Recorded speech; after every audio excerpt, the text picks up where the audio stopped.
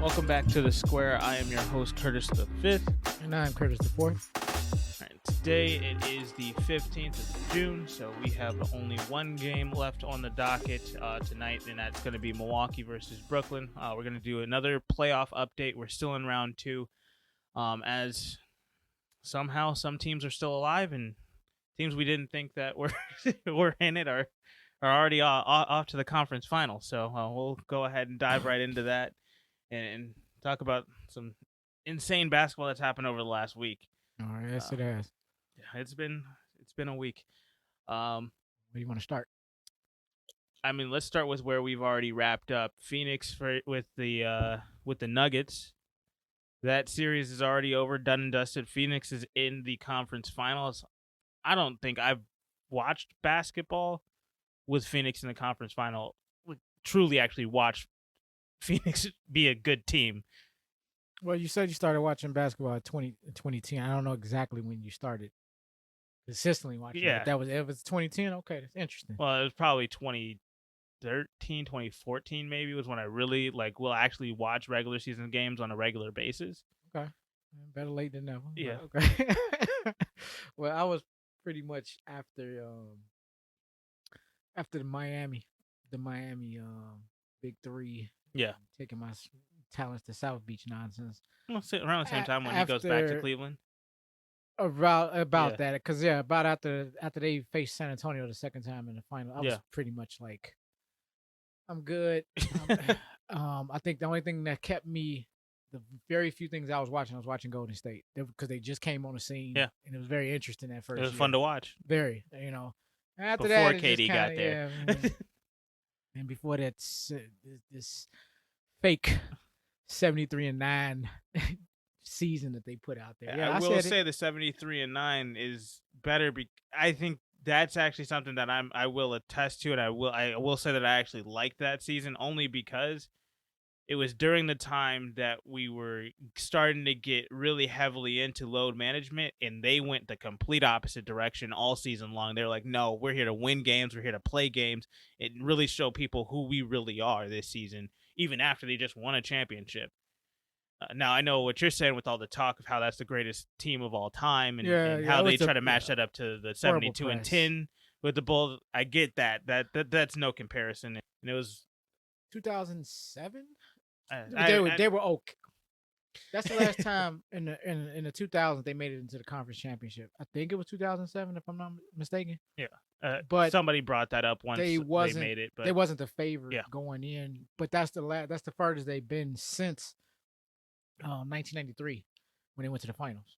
Yeah, I mean I'm happy for Phoenix fans because it's been a long time since you've seen they went to the finals before 1993. That's that's going to be sad. Seriously. I have no idea. 1974. That is insane. So from 74. They had a team in 1974? Yeah, they played Boston. I couldn't even believe it. They lost to Boston. Wow. So, I mean, again, Phoenix has been one of my favorite teams to watch all season long. Just the leadership of Chris Paul. And now that Chris Paul is healthy, this is the healthiest anybody's seen Chris Paul this deep into the season ever. Right. And I can't wait to actually see him on the court in a Western Conference final, Western Conference Finals game.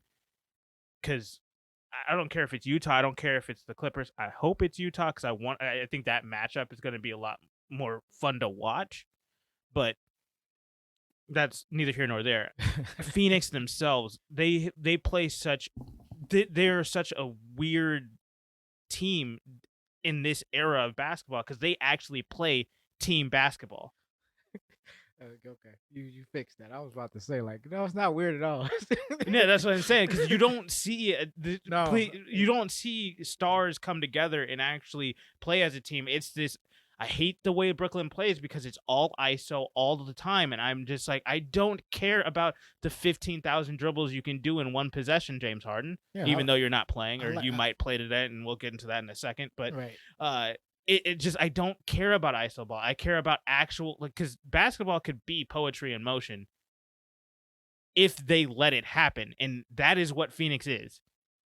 Yeah. The way Phoenix plays, when you're watching them, when they get hot in the second half, it is beautiful to watch the way that they play basketball. The passes that they make, the reads that they make, the fact that there were 3 possessions in a row in this elimination game.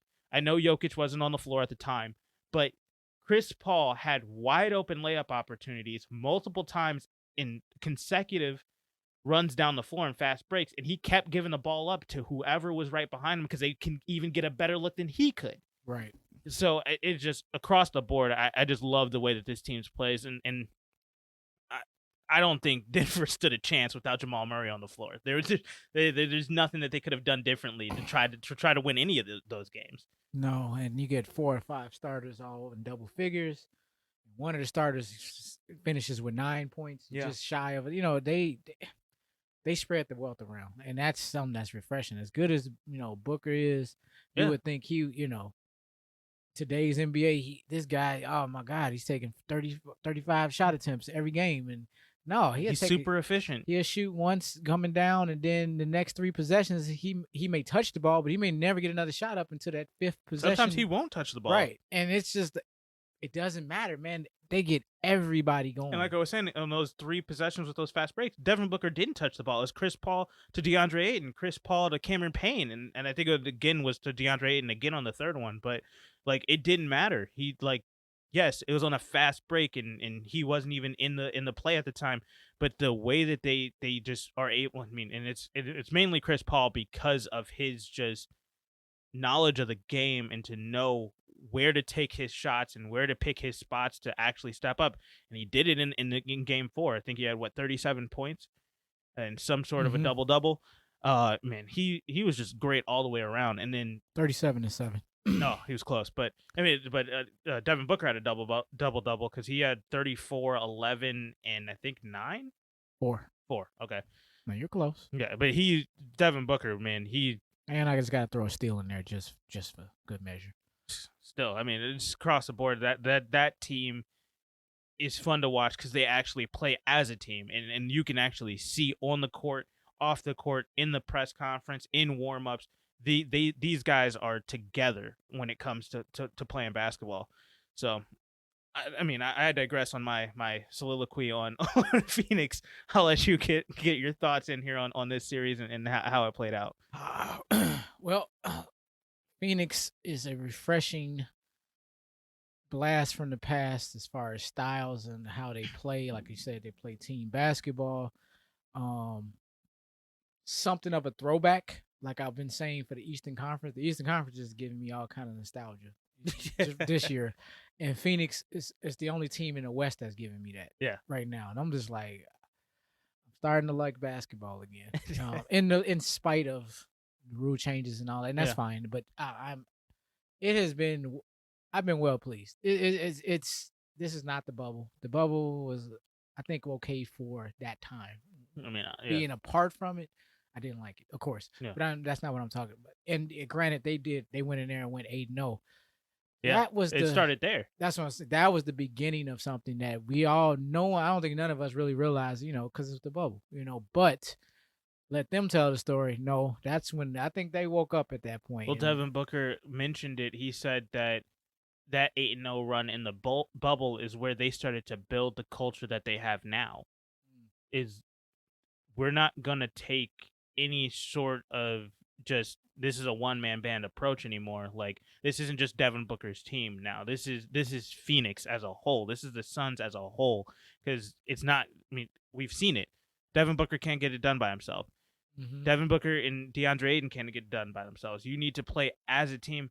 Chris Paul can't do it by himself. He's tried that in Houston, and he's tried that in New Orleans, and so like in LA. Like it's he can't be the guy, but he can be the leader of a team that has stars, that has guys that know how to play basketball and know how to play as a team and get the job done. Yeah, and no disrespect to Blake Griffin, but it just didn't work out. Griffin in his prime and Booker right now, and I mean Booker's not in his prime. He's still getting better. I think this is Chris Paul being put in the best position that he's ever been in his career. I mean, he's been in some good positions. I don't want to say he was just on some trash teams, because he wasn't. He was just on some teams that just was just just not able to hit that mark, or just kept falling short somewhere in the playoffs and kept getting railroaded. That did not happen this year. They were on the ropes for a split second, down 2-1 in the first round, but beyond that, this team's been red hot, and man, they are impressive to watch. I sit here in awe. Like, I think I'm more in awe based on how the game is played today and how the league is kind of moving. And they, in spite of all of that, they're like, look, we don't have 3 top 10 players on our team, but we got all these guys, and we got Chris Paul, we got this nice young guy named Devin Booker. We bring these 2 guys together. I think we can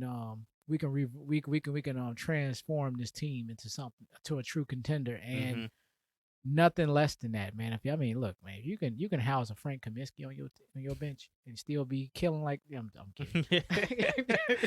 No, and I think it just thinking back to this previous offseason, isn't it crazy that Chris Paul had to convince the Phoenix Suns that he was worth it? Yeah, because apparently he had to go to through his agent, had to go to Phoenix and really hey, I want to be a part of this roster. I think that I'm the missing piece, but not in the fact that oh, you guys need another 40 points scored every night. Right. I'm gonna be the star. No, you guys just need a solid leader that knows basketball and that can run the point and that can make sure that we're running efficiently on offense. Right. And he comes over and he does exactly that. Now, granted, I think it also definitely helped out that Jay Crowder's there as well to help kind of mentor DeAndre Ayton. But man, I think that the way, just that thought process, that there is a very real possibility that this does not happen at all this year if Chris Paul and his agent couldn't convince the Phoenix Suns that he was worth the money to sign. No, no, Chris Paul is a major piece to their success. And who else was, who else would have been out there that could have even put up any kind of comparable numbers of a Chris Paul across the stat line? And they needed a floor general. Yeah. Period.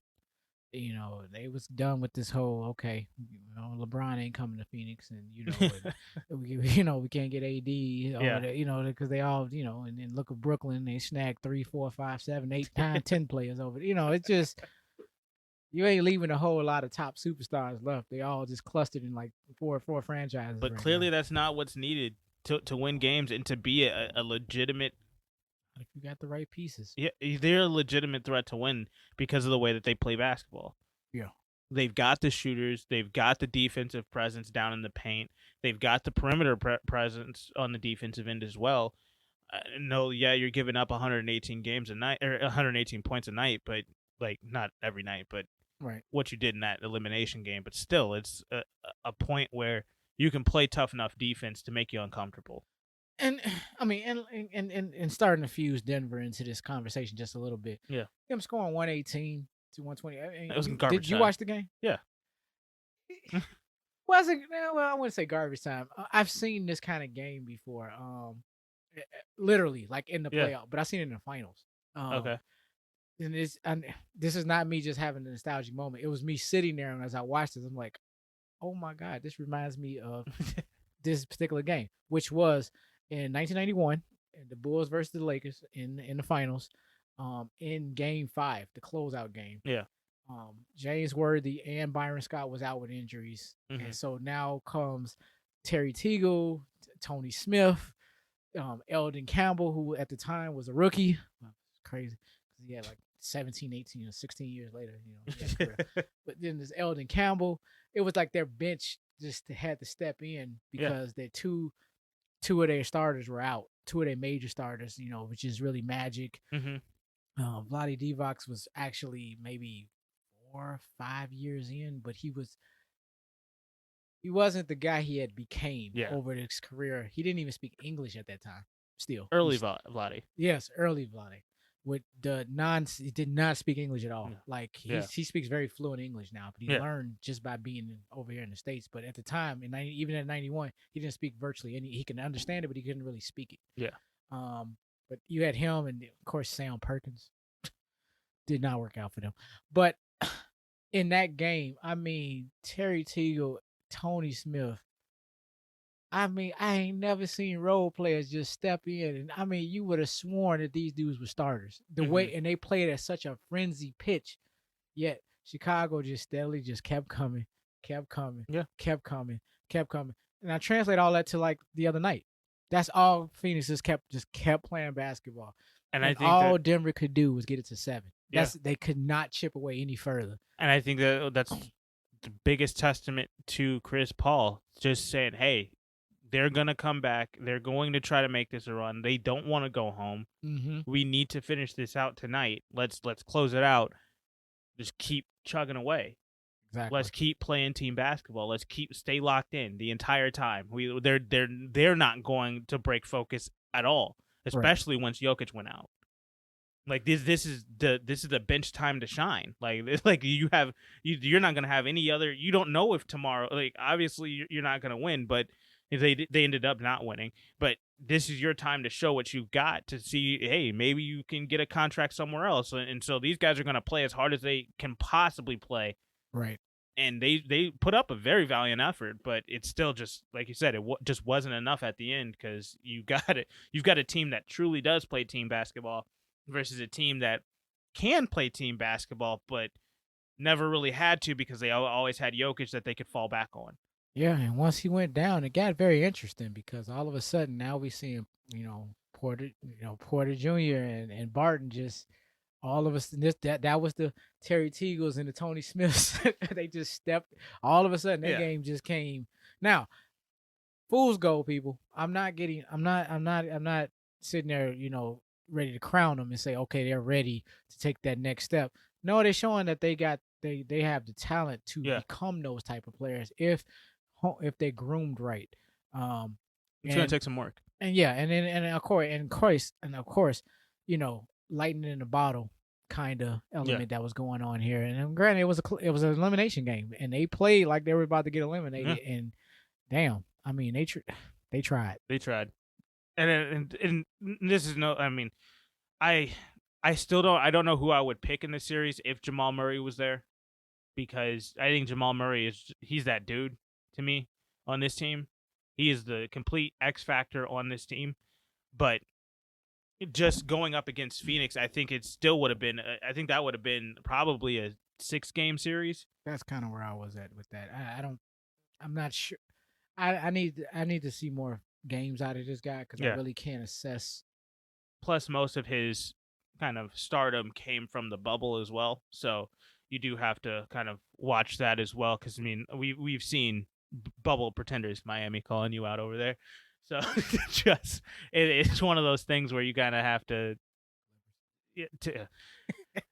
take a backseat, just kind of hold off on crowning them that yet. But I'm ready to see what Jamal Murray can do when he does come back, because him on this roster, I think, is that X factor. But Phoenix, man, they're so good. But I did want to ask you a question about Jokic.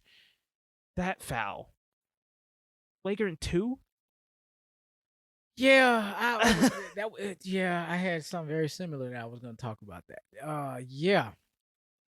Okay, so I watched that play multiple times. I think I've watched it at least 20 times now. Yeah. Okay. Couple things. This now speaks to, these rule changes again. They seriously, I don't know if they call it the competition committee or whoever it is from the NBA. The NBA's version of the competition committee, whatever it's called. Yeah. The NBA PA, whatever, I think it's the PA. But they really need to look at this, where there needs to be some level of discretion in assessing these flagrants, not just this black ink on white paper. This is the letter of the rule. Well, that's what confuses me, because apparently I have never read the flagrant foul rules. I'll admit that. Let me just be upfront. I don't know what the specific verbiage is now, but what they said what differentiates a flagrant 1 from a flagrant 2 is the malicious intent. Now, first of all, we're playing basketball here.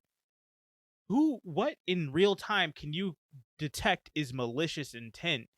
I mean, besides the gross, egregious stuff where this dude is clearly trying to take off this dude's head, I understand that. But when it comes down to a wind-up is malicious intent now, I'm sorry, how is he supposed to get his hand in there to get... 'Cause I will say, I felt like this was a flagrant one.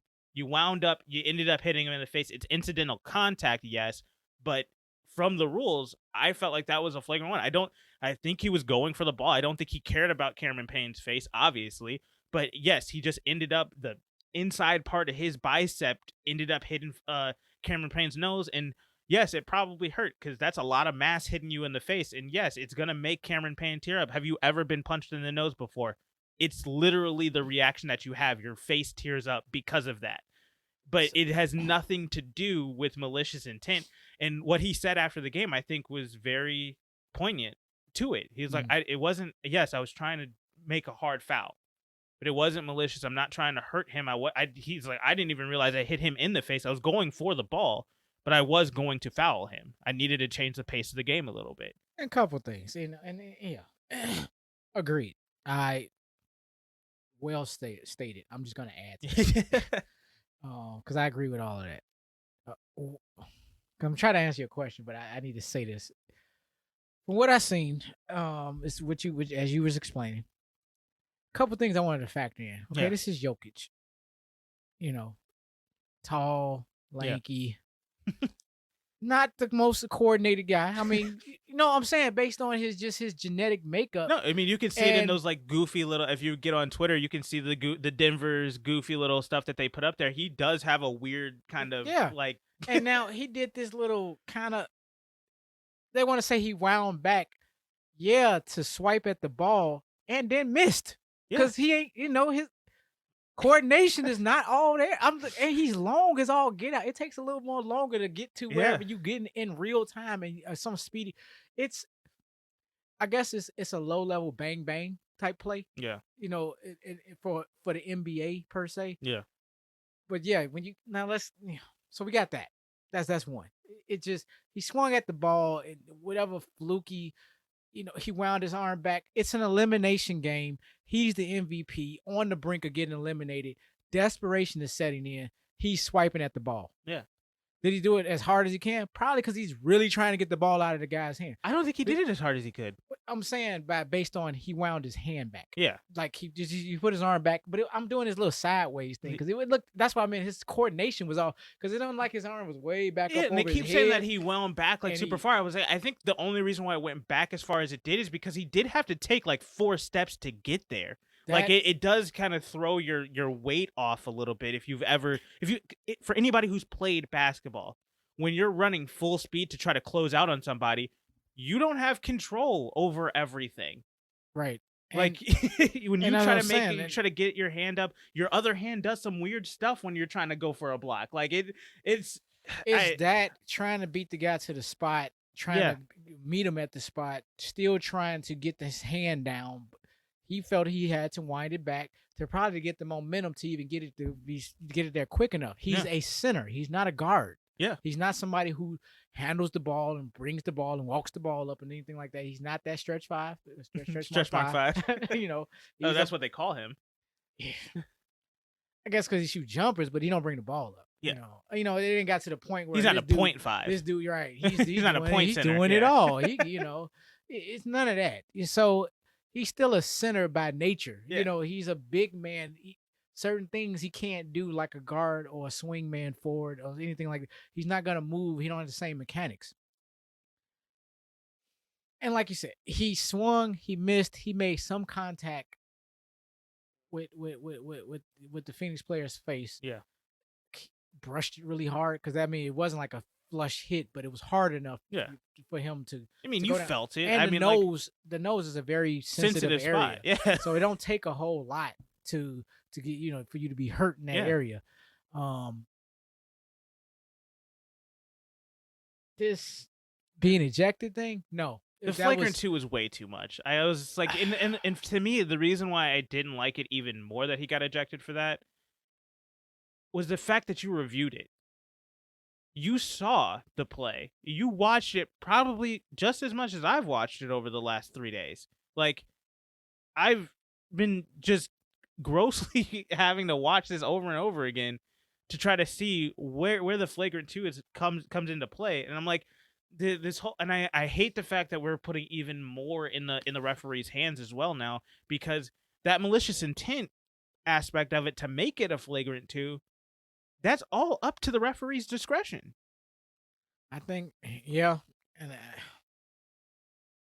not sure what happened outside of maybe the ref felt so strongly about his call going into the replay, and then once the replay happened, just to have to reverse that. I don't know at this point. I don't know. But a flagrant 2 ejection. I mean, but all flagrant 2s are ejections. Yeah, right? Second you get a flagrant 2, it's an ejection, or if you get 2 flagrant 1s. Right. I don't know. I think it's a flagrant 1 and a technical foul. Something like that. Yeah. They still need to amend this a little bit, because there needs to be more discretion on the ref side. I think a flagrant 2 needs to be clear cut. Like, leaving it up to the referee to make that decision. They've got to make 1,000 other decisions already within the rule books. Like, you leave so much up to these referees to catch in real time, and there's 3 on the court?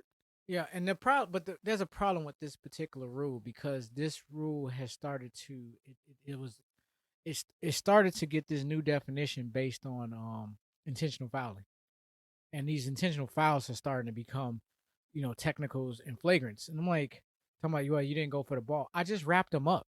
Yeah. Now, because wrapping up players now is starting to be frowned upon. Like, you can't wrap this player up. No, that's a clear lane to the basket now. No, I'm just trying to make sure you don't shoot the ball. How about, I don't want a 3-point play? We'll go for the ball. No, I'm going to go for his arm, and I'm going to wrap him up so he can't hit his arm up. I mean, and now, because if they don't do that, you get the whole situation with KD likes to do, what Trae Young likes to do, what Luka likes to do, where they intentionally get that contact, and they like.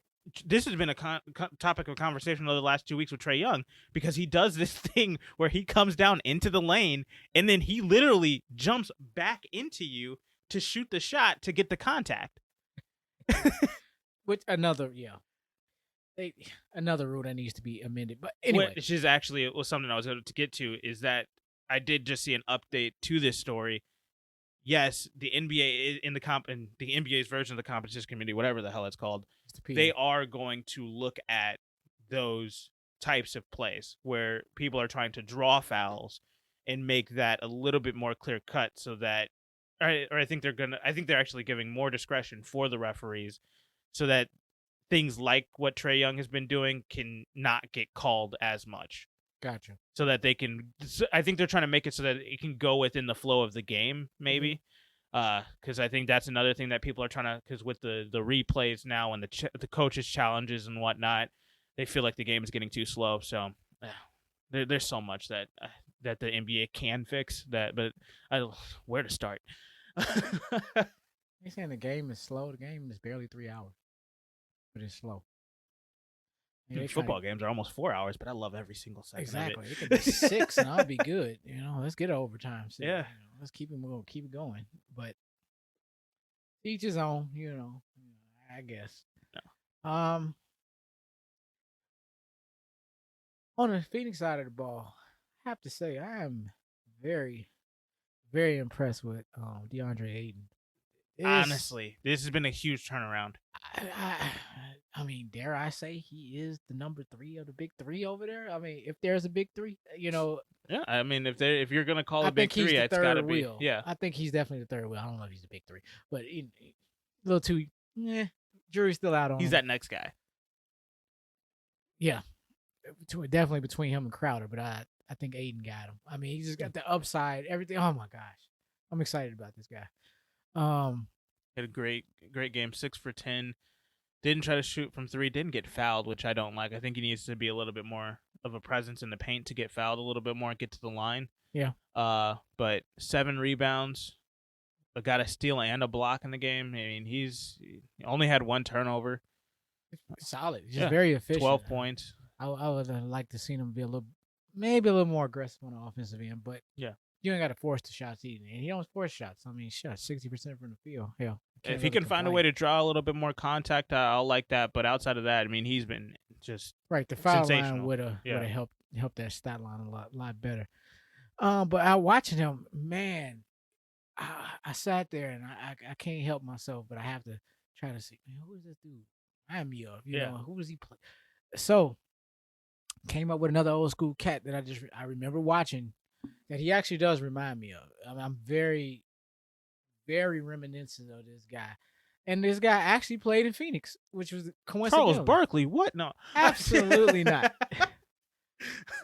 Go back a little further. Got to go a little bit further in time. You know, those were way before Charles Barkley tenure. But Larry Nance, senior. Okay. Oh, yeah.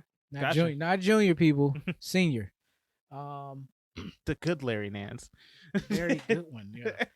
He spent 7 years in 7 years in Phoenix and 7 years in Cleveland. And his numbers basically stayed the same, career numbers in both franchises, which I was freaking impressed. With that being said, that's what I'm sharing why he reminds me of him. Larry Nance's career numbers was 17.1 points, 8 rebounds a game, and he shot 55% from the field. I'm sorry, and he had 2.2 blocks for his career, just as a stat line. Yeah. Not super, top 50 Hall of Fame type, number, but very solid, good numbers. He was a 3-time All-Star, in 85. 85, 89, and 93, as well as he was the slam dunk champion in 1984. And he beat out Dominique Wilkins and Julius Erving in that dunk title, which was the second dunk contest of ever. It was it was a reboot from the one that they started in the 70s. And when they were doing that like the halftime of the All-Star game or something like that.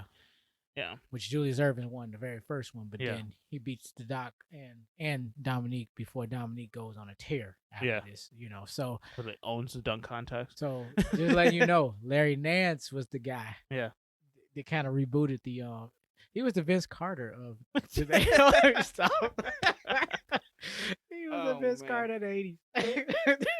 All right. He brought the slam dunk contest back. But now, DeAndre Ayton's career numbers to date: 16 points per game, 10.6 rebounds per game, 59% from the field, and 1.2 blocks. Yeah. I know it's a small sample size, but what I'm saying is the numbers are close to the same, which was interesting, but they play a lot,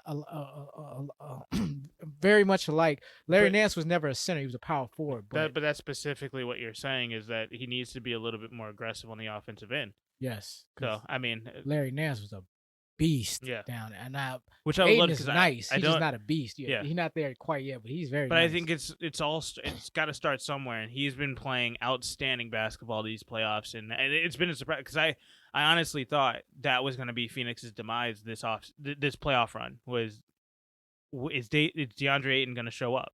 Is he going to be able to perform when the lights shine brightest and when everybody's looking at you on national TV? Phoenix doesn't get national games that much. Right. Like, are you going to be able to perform in that kind of a setting? And hey, he's answered the bell. Yeah, he did. So I'll be the first one to say I was wrong about that, but I am pleasantly surprised, and I am glad to see it because I like the way this team plays, and it's just fun to watch. It just, again, that's true team basketball.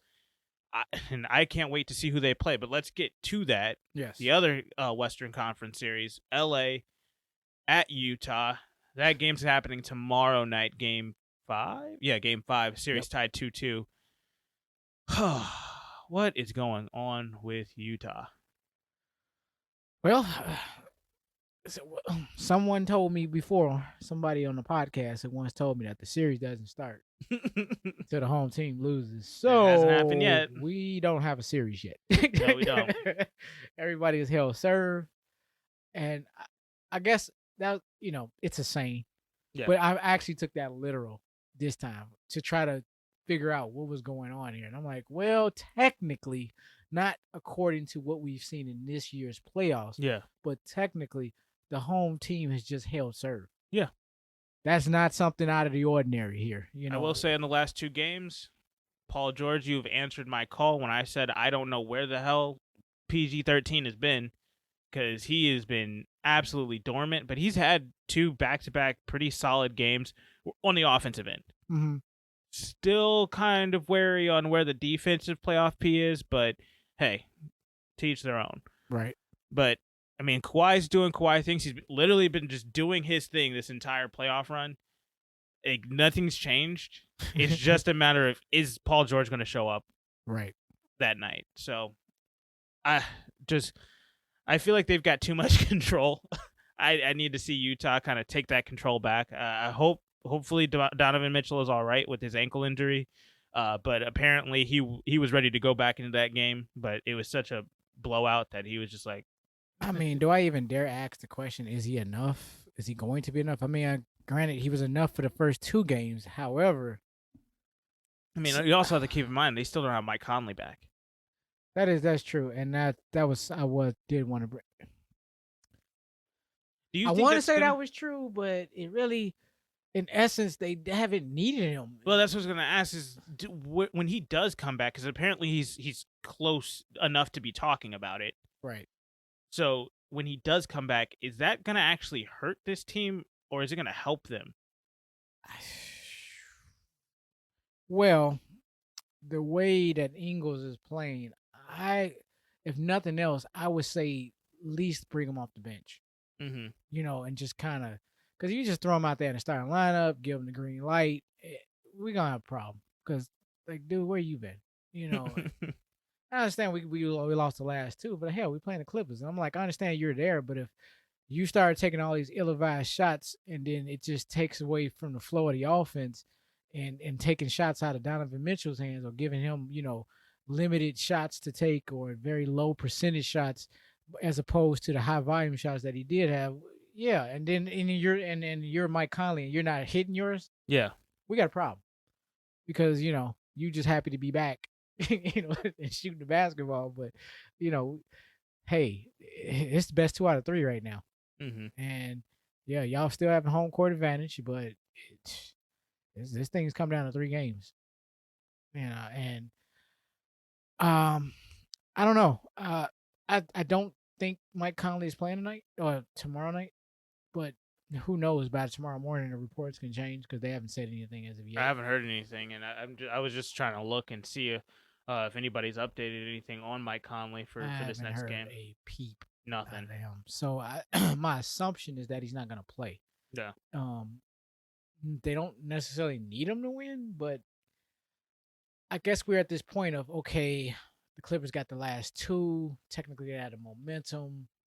Do they really have the momentum in Game 5, though? Which is funny because apparently ESPN has it as 62.5% of people say Utah's going to win this game pretty handedly. So remains to be seen. And I'm right back to where we were last week when it was like, I don't know what to take from this series. Yeah. Okay, after 4 games, I don't know what to take from this series. I just know that I will say Utah has been fun to watch. No, not exactly. What? Donovan Mitchell has Fair. been Donovan Mitchell and then Joe Ingles has been fun to watch. Because Joe Ingles, the way that he's been playing, he's kind of been that little spark plug that they've kind of needed, especially in games 1 and 2, to get over the top there. Yeah, and of course, and I gotta give it up to Bogdanovich. He just Bobby as well. I don't want to say he that dude, but he got an attitude like he that dude. You know? He comes off like he that guy. If it's his night, he could be that guy. Yeah. But I thought it was interesting. I would have said, I know you said you was out on Rudy Gobert, but no, I'm not out on him. I think it's just I think I'm more along the lines of just like, okay, like you're supposed to. You're clearly the defensive player of the year. I just want you to be more of a presence on the offensive end. Because Donovan Mitchell's got it on the perimeter. He doesn't need to drive if he doesn't need to. And he could if he could stay out of foul trouble. True. And that was his biggest issue the other night. He just couldn't. Yeah, could not stay on the floor. Yeah, and that was a problem. But when he was in, he's very efficient. And I haven't watched him play a lot. I've heard him, hear his name all the time. That's good, But after watching, I watched him a few games in the playoffs. I'm like, yeah, I guess. I mean, salary caps apart. I don't even look at the salary. It's just watching him for his game, for a center. And granted, I know this is a league that really doesn't have centers, but it's probably, literally like maybe 6 of them, if that. Six good ones. We got to talk about it. He won Defensive Player of the Year, and he came that night out and had the game-winning block in Game 2, I think. Yeah, and Rudy Gobert wins Defensive Player of the Year. Jokic wins, MVP. Yeah.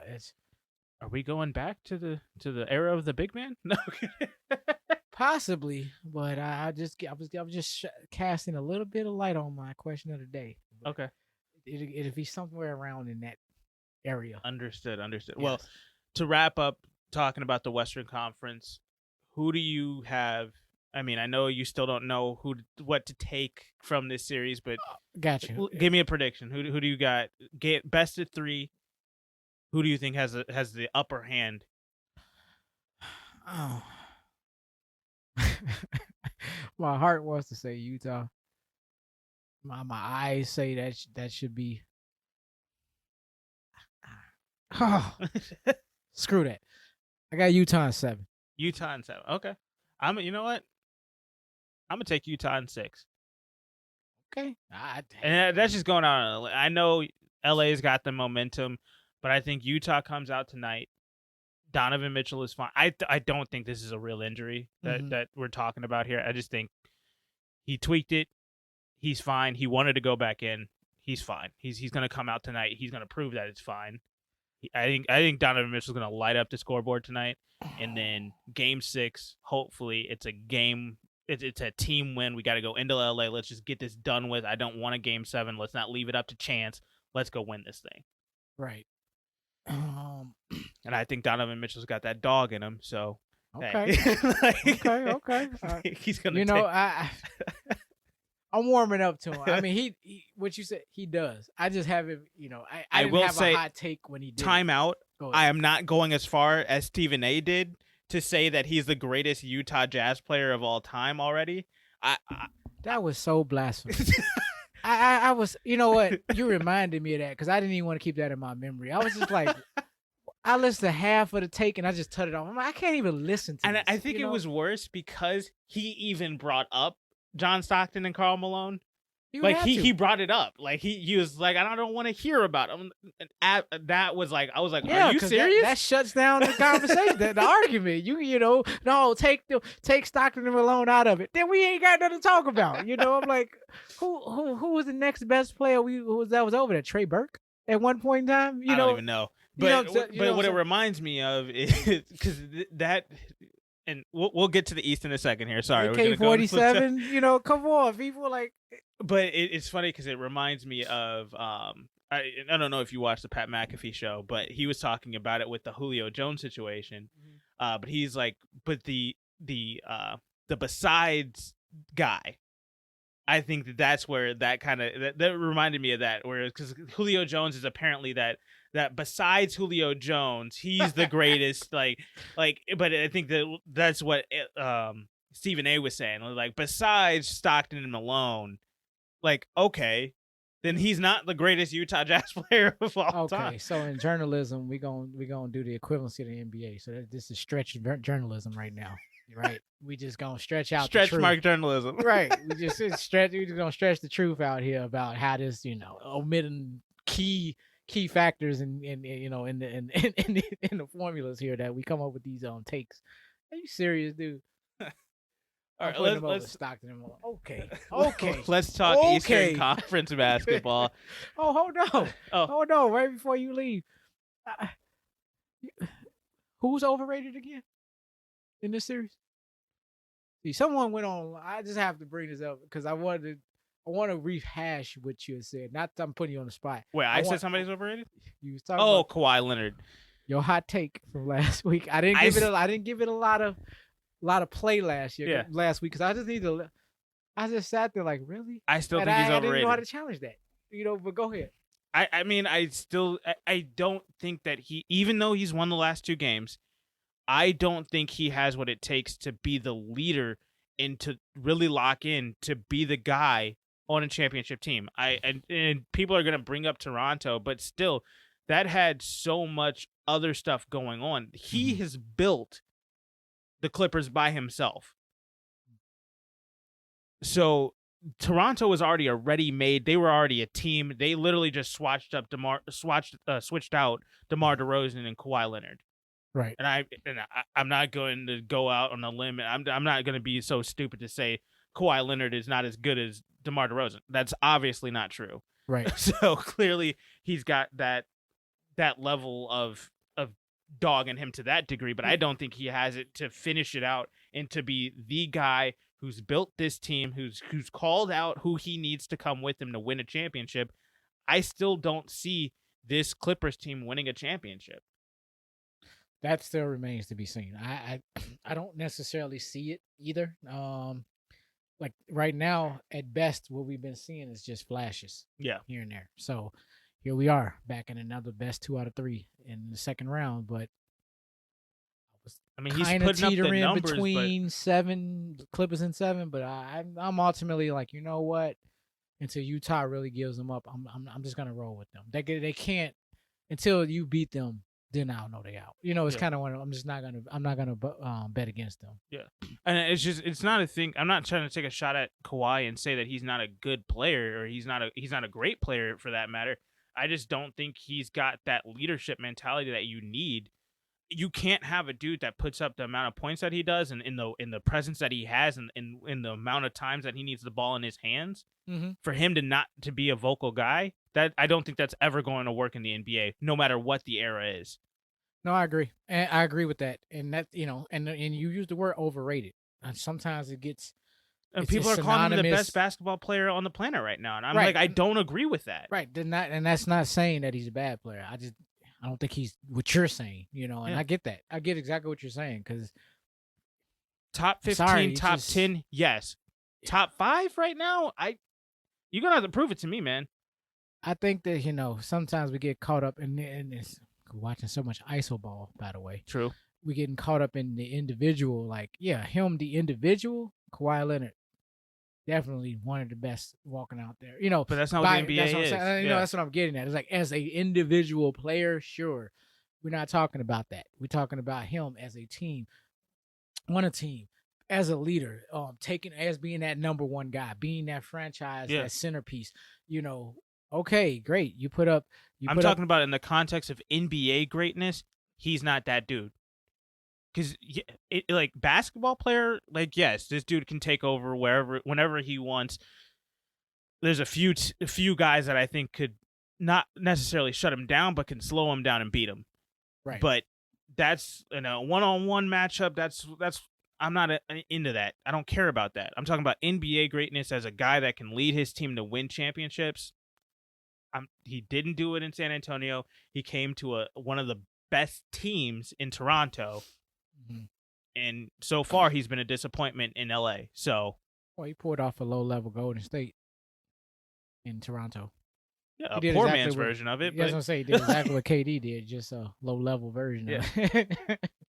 All right, let's talk Eastern Conference basketball. Man, you still keep trying to move on and not give the Clippers their flowers. What flowers do I need to give? Marcus Morris. Fair. Can we please? I'm done with the last take. I had quite a few things with the Clippers. I know we talked so much about Utah, but I had a lot of time last night, so I had a lot to talk about. I seen a lot in the game last night. Okay. Marcus Morris, look, and this is the funny thing. Last week we said we probably won't be speaking about his name much anymore. That's why I brought it up. Okay. I had to go back and listen to our last take. Yeah. I didn't think we would be missing this guy's name anymore this year. That's fair. Come right back the next week. And here he is. 24 points, 6 rebounds, 7 for 8 from the free throw line, 5 for 6 from the 3-point line. I mean, the dude 6 and 11 from the field in 35 minutes. I mean, just kind of like how solid. You were talking about Bobby and yes, Joe Ingles on the other side. I think Marcus Morris is that spark plug for the Clippers right now. Like I don't know how he's taken over that role. I thought it was supposed to be Rondo, but hey, well, it's Morris. It's supposed to have been Rondo. Then it was supposed to be Pat Bev. Then it was supposed to be Reggie Jackson. Then it, it's just like Nick Batum. Where he disappeared to? I mean, they won, but I'm like, man on the bench. I don't know. He's a starter. Played 32 minutes. Really? That's what I'm saying. Jesus. He was just running up and down the court doing nothing. Because in that game, it kind of felt the same way as I felt about when Paul George is playing outside of these last 2 games. And like, that's what I was getting. Like, I'm watching the game, like, oh yeah, Paul George took that shot. Like, I have not seen Paul George on the floor at all. Like, how did he get 32 minutes? They're disappearing in the offense. They're out on the floor. They're just not a part of the offense or anything. They're just running up and down the court. They're just a body on the floor. Literally. I mean,